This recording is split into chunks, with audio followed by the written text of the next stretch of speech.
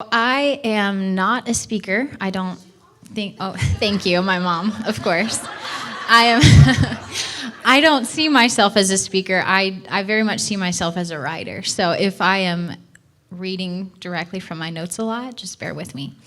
But I just want to say thank you for this opportunity to my wonderful parents. And like they said, I am their second child, their favorite child.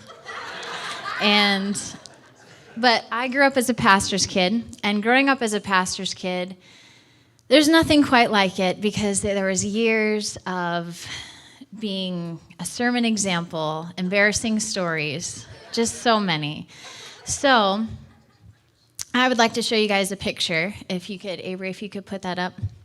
So these are my wonderful parents. So I decided to take this opportunity for 24 years of being embarrassed for preaching, my one chance I get to preach. And yeah, just look at the hair, the mullet and the Farrah Fawcett hair. And then my personal favorite is the next picture, which, yeah, that's your pastor right there. Okay, you can take it down. But in all seriousness, I'm a big believer in giving honor where honor is due. And you guys will never know how much these leaders pray for you, how much they love you, how much behind the scenes work. They just are people of integrity, and you guys are really, really lucky to have them. So, like he said, I have a really heart for missions. I've been to 15 countries. I fell in love with it at a young age. I think I went, my first missions trip, how old was I? I think I was 7? I went to Mexico with their youth group, and they were youth pastors when I was about 7.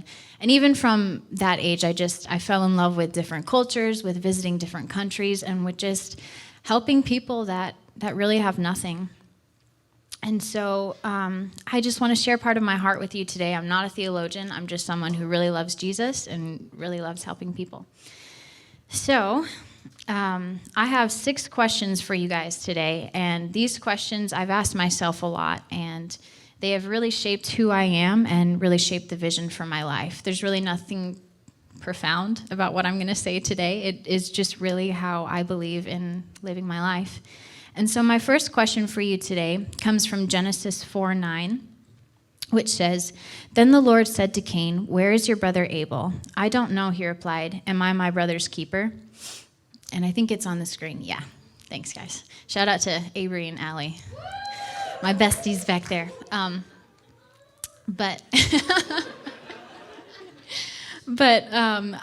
Most of you know the story of Cain and Abel. So Cain kills his brother Abel because he's jealous. And the Lord comes to him and says, "Where's your brother?" And this passage is so interesting to me because this is the first question that is ever recorded in the Bible that a human asks God. And it's funny because it's kind of sarcastic, right? He's like, "Am I my brother's keeper?" So in other words, am I responsible for him? Am I responsible for someone other than myself? And this is it just shows that even then, this is our natural inclination, that am I responsible for other people? Which leads into my second question, that is it my responsibility? And I think living in such an individualistic society where it's all about create your life, make money, make your family, be secure, look out for number one, this is very countercultural. But in James 1:27, it says, "Pure and genuine religion in the sight of God the Father means caring for orphans and widows in their distress and refusing to let the world corrupt you." So what does this mean? This has been a huge verse. This is one of my life verses that has really challenged me.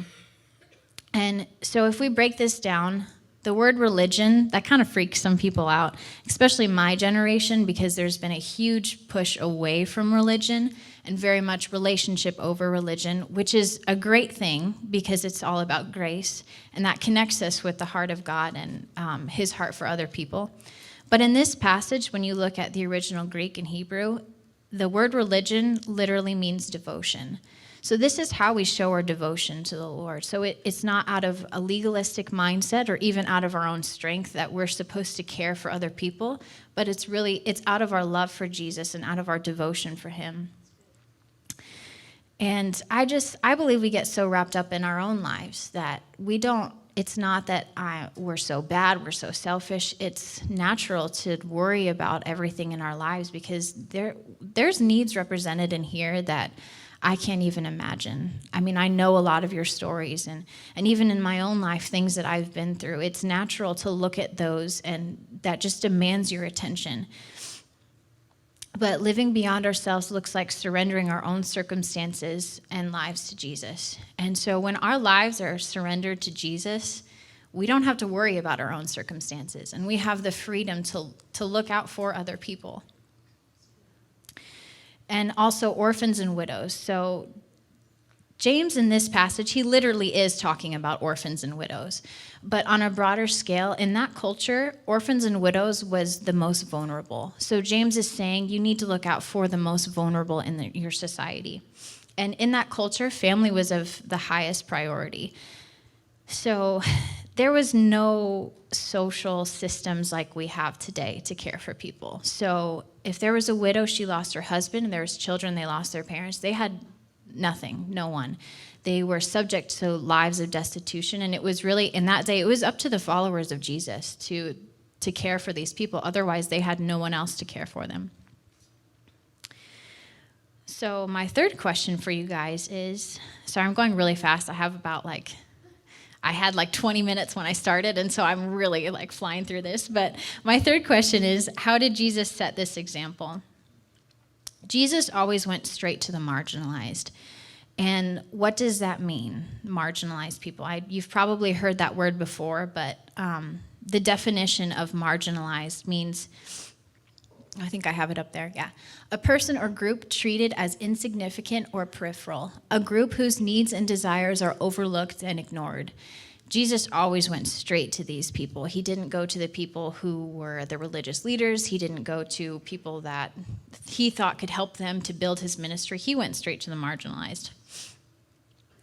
And a couple weeks ago, I know my dad shared the story about the paralytic man healed by the pool of Bethesda, which is in John 5, 1-8, which says, "Sometime later, Jesus went up to Jerusalem for one of the Jewish festivals.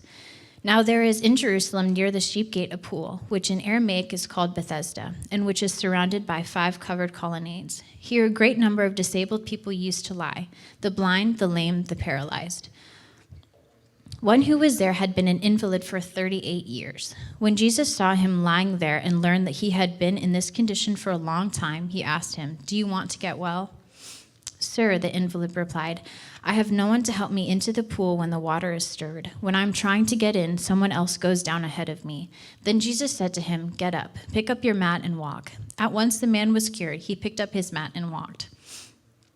And we a lot of times look at that and we see the miracle, and that's what we focus on in the story, which, is the pivotal point of this story. But the background of this story, this place would have been horrible. It would have been ridden with diseases. If there was a chance that someone could get healed, it's going to draw thousands of hurting, disabled people with contagious diseases, and it was not a pretty place. People didn't go there. They didn't go in there.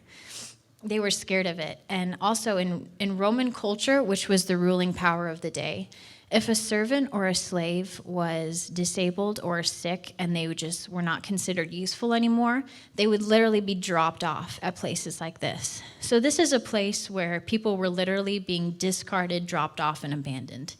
And it's just a place of death where people are literally coming to die. And if this doesn't stir your heart just of the compassion of Jesus, the fact that he would go into a place, he would go straight to the people who have been discarded and left to die in their sickness, hurt, and depravity. And he's called all of us to do the same. And not just missionaries, not just the best of us, not just the pastors who are leading our church, but all of us are called to do this same thing. And there have been many times on missions trip where I've visited places like these where people are literally have been discarded in society. And I'm probably going to cry throughout the sermon, so I just apologize. But, shanty towns, just places, shacks, literal garbage dumps where people have nowhere else to go, so they're in garbage dumps. And just going into these places, and the fact that someone would take the time to come in and just tell them about the love of Jesus was the most impactful thing I've ever seen in somebody's life. So, if we're called to the helpless, the hopeless, and the abandoned, what does that look like? So my fourth question for you is, what does it look like to take responsibility for those suffering around us? The best example I've ever seen of this, like my dad said, 2 years ago, I was able to lead a team to Zimbabwe, Africa. And while we were there, a little bit of background, what we were doing is we were doing community development.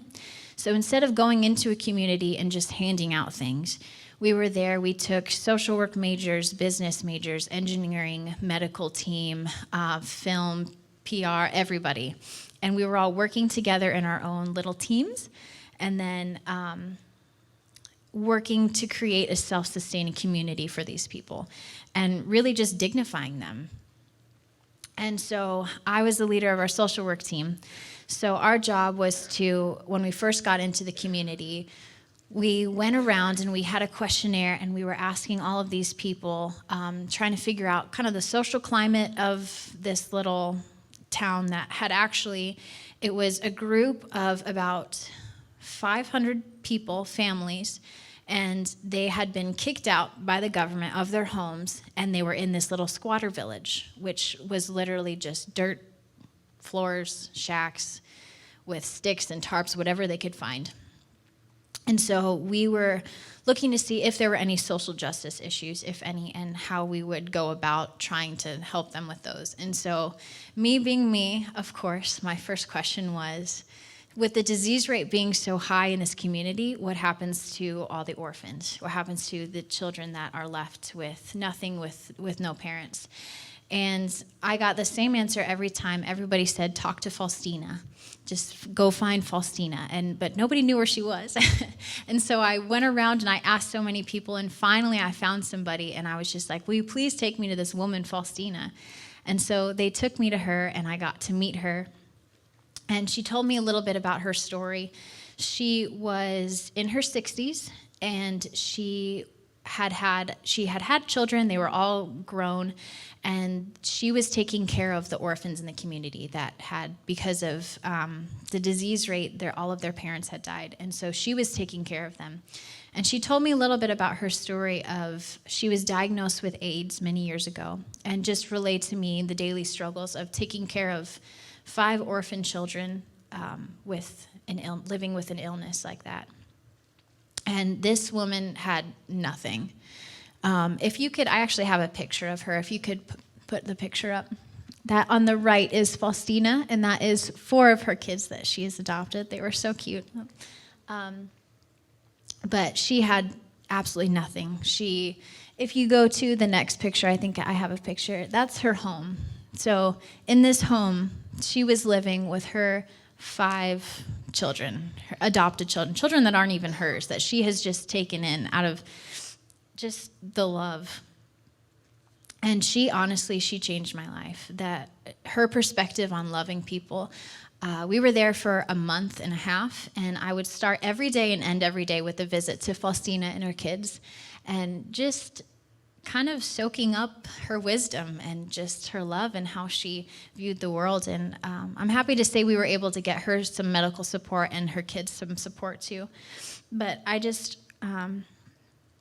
remember on the last day, I told her, when I was telling her and her kids goodbye, and I promised over anything else that I would give her that I would tell her story, because it had just impacted me so much in my life. And I'll probably cry again. But her life reminds me of the parable in Luke 21, 1-4, which says, as Jesus looked up, he saw the rich putting their gifts into the temple treasury. He also saw a poor widow put in 2 very small copper coins. Truly, I tell you, he said, this poor widow has put in more than all the others. All these people gave their gifts out of their wealth, but she, out of her poverty, put in all she had to live on. When I asked why she treated these orphans with such love and kindness, she simply replied, it's what I have to do. It's what Jesus would do. when asked, "Are you your brother's keeper?" Faustina obviously answered yes with her life and the way that she was living. So what does that mean for us? Are we our brother's keeper? Should we care about people halfway across the world? Will we step out of our comfort zone and go out of our way to help those who have literally no other option? I believe we as Americans often answer these questions with another question. So when we're asked, "Are you your brother's keeper? Is it my responsibility?" we answer with the question saying, "Do I really have to support more than one thing? How will this affect me and my family personally? Can I actually afford to do this?" So what do we do about it? Now that we understand the need, what are we going to do? I can tell you from personal experience that living this way, living conscious of other people over myself it's really hard, and it's because it's uncomfortable. When the Holy Spirit starts to stir your heart, it's the empathy and the compassion that comes with that. Sometimes it's really hard, and it's hard to live that way, and it's hard to be cognizant of the pain and the darkness that's around you. But once you do that, it has given me a divine sense of purpose and a mission in my life. Once you see firsthand the kind of suffering that thrives in the darkest parts of our world, it marks you. You can't forget it, and there becomes a point when you can't ignore it anymore. So in thinking of all of this, you might be thinking, why are we opening a home in India? Which is what our plan is. We're opening an orphanage for 12 kids in India. So, yes, I'm excited to finally get to announce that officially. We'll be partnering with a organization called Angel House, who they're amazing. They open homes, and we'll find host parents, and we'll build a home. They'll have access to education. They'll have 3 meals a day, everything they need. And these kids are literally taken off of the streets and given a home and hope and really a future. But you might be wondering, why India? There are hurting people everywhere, and why are we focusing on alleviating pain so far away? India has always really been on my heart, and the funny thing is I've never actually been there. But it's just, I know the Lord spoke to me about reaching out to India, because as a social work major, we would have guest speakers come in a lot, and there was one time where we had a missions director from India, and he was just telling us all about the social climate there and the social institutions that are set up to care for people there, and really there's not anything, there's not much. And he shared statistics with me that have, for 4 years, really just stayed with me and really have haunted me. And keep in mind that some of these statistics are hard to hear, but I believe that we should know the kind of hurt and brokenness that's in the world, and I think it's important for us, even if it's at the sake of our own comfort. So what is going on with India's orphan crisis? You might have heard that term before, the orphan crisis. And in India, there are over 31 million children affected by the orphan crisis. In India, a child is sexually abused every 15 minutes, according to government figures. And government figures are wildly inaccurate because children on the street they're not factored into these official statistics, so the number is actually much greater. In India, to have a baby boy is cause for celebration. To have a girl is a burden. Many families choose to abort their baby girls or give them up because they cannot handle this burden. And this has a lot to do with culture, the way that women are viewed, the rights that they have, and it's really the burden of the family to take care of them. Since 1994, so for the past 25 years, it is illegal to find out the sex of your unborn child because female infanticide is such a huge issue. Because of the uneven ratio of men to women, child bride trafficking and human trafficking in India has become one of the world's worst social justice issues in our world today. Young orphans who have no family to fight for them or even care for them are the most vulnerable victims of human trafficking in the forms of sex trafficking, forced child marriages to men many times twice their age, and forced child labor. The thing that grieves my heart the most is what I heard from a missionary in India who reported that many government-run orphanages have corrupt leaders that, as a way of making income, for the price of about $10, a person can rent out a child from the orphanage for a night where they will be physically and sexually abused. The very people meant to protect them are literally selling them for a profit.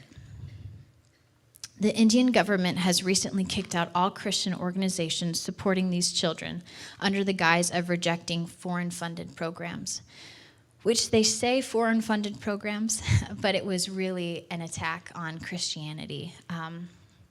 India is it's Hindu largely, but there's a lot of, it's very Buddhist, very Hindu, and Christianity is not smiled upon there, to put it lightly. And so they have kicked out foreign-funded programs, but really they have only kicked out Christian programs.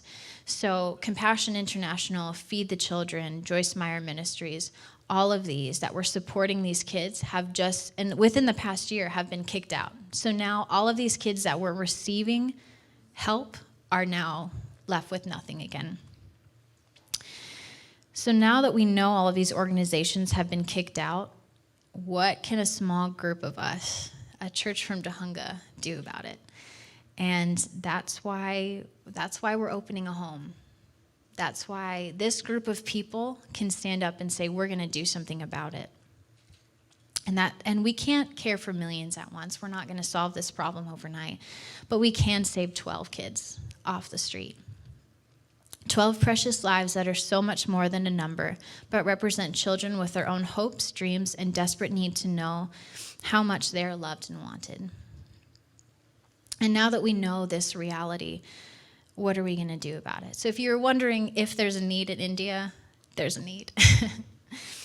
One of my favorite quotes is by David Platt from his book Radical, which if you haven't read that, you should. It's a really good one. But he says, we learn that orphans are easier to ignore before you know their names. They are easier to ignore before you see their faces. It is easier to pretend they're not real before you hold them in your arms. But once you do, everything changes. I've learned their names. I've held them. I've played with them. I've seen them laugh. I've seen them cry. They're real to me. And even though you all maybe have not visited them, I believe that I'm called to stand in the gap and tell you their stories and show you pictures of their faces. And so what are we going to do about it? We're going to build a home. And we're also going to take a trip. As soon as we raise the funds, in about a year, I think we're going to be able to take a trip to open up the home and to dedicate it.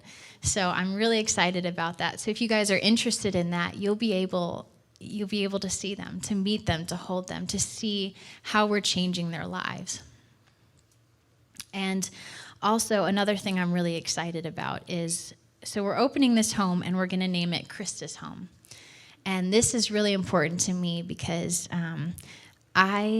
growing up, I had two best friends, Morgan and Christa. Shout out to Morgan if she's watching. And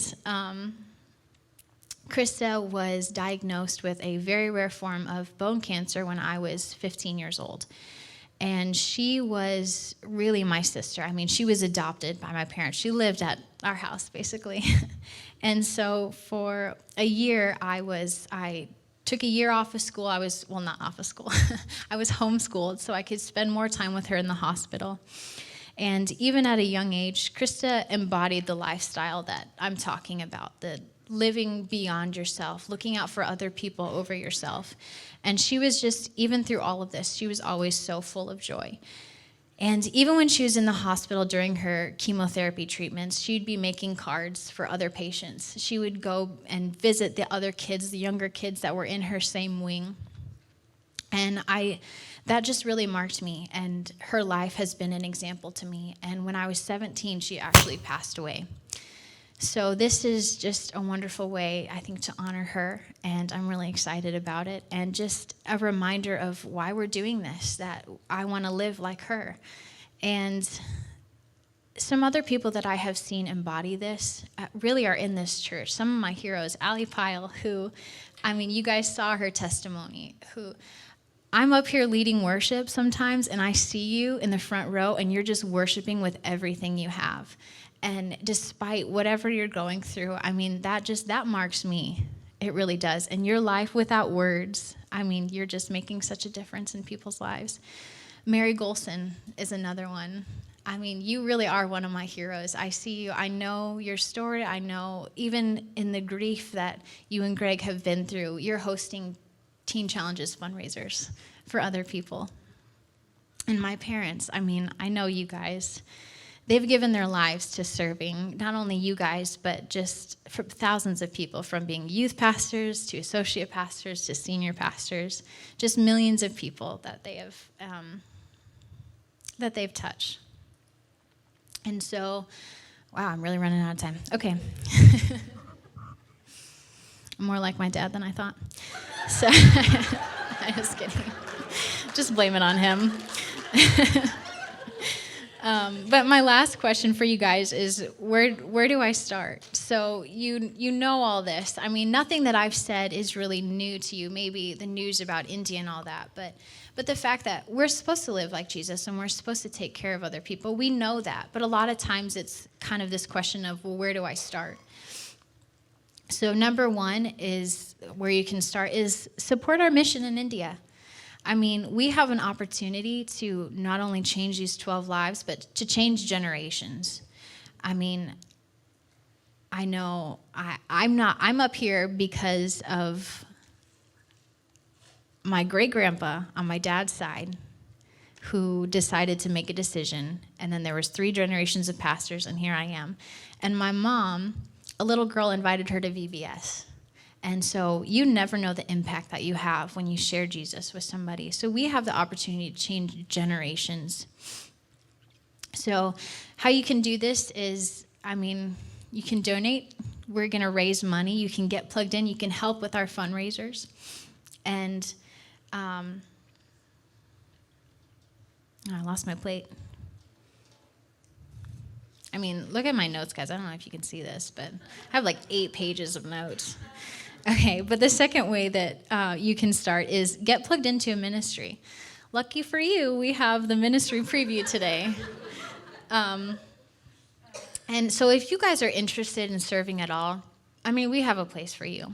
We have so many different kinds of ministries. And in Los Angeles, there's 4 million people. And this is definitely the darkest place that I have lived, culture-wise, just everything about it. And in Tulsa, where I went to college, it was a lot of, if you build a church, people are going to come. And it's not like that here. And when it's not like that, we have to go out into the darkness to reach people and bring them in. And we can't do that without your guys' help. And so we're thinking about it, and we have programs, we have ideas, but we need your help. So get plugged into a program. There's something for you. And the third way is to change your perspective. And this is easier said than done. And it's really just renewing your mind with the word, praying that every day that the Lord would change your perspective to where you wouldn't just naturally think of yourself first, but that you would reach out and look beyond yourself. And it's the little consistencies in your life, because how you live your days is how you live your weeks, and how you live your weeks is how you live your months and your years, and that really becomes your lifestyle. And I also have a video. But I just want to say thank you for you guys for just letting me come up and bearing with me as I fumble through this nervously. But I'm really excited for the future of Summit and what's happening in our missions and outreach. And we're going to have a lot more programs and just initiating more things. But for now, this is just really on my heart, this orphanage, and I'm really excited. And I actually have a video to show you guys about what Angel House does and what it's going to look like eventually. So if you guys could show that.